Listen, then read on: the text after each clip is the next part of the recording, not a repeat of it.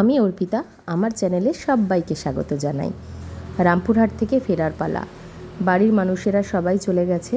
ওদের 4:40 ট্রেন ছিল, ওরা 3:30 নাগাদ বেরিয়েছে। বেরিয়ে ওদের ট্রেন ছেড়েও দিয়েছে। তো আমরা হোটেলেই ছিলাম। আমাদের ট্রেন হচ্ছে 7:05 রামপুরহাট থেকে। তো আমরা বেরোলাম ওই 5:30 পৌনে 6 নাগাদ। তো এবার যাচ্ছি, এই যে মায়ের মন্দির পার করে গেলাম।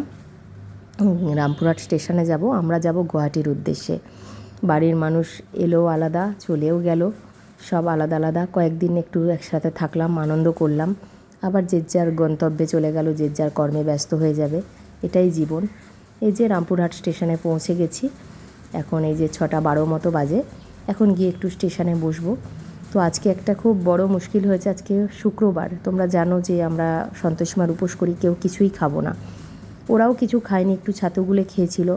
আমার ছাতু একদমই ভালো লাগে না, আমি কিছুই খাইনি, খালি সকাল থেকে একখানা প্যাঁড়া খেয়ে আছি। তো স্টেশনে প্যাঁড়া একটু খুলবো, খুলে ওর বাবাকে একটা দেবো, আমিও একটা খাবো।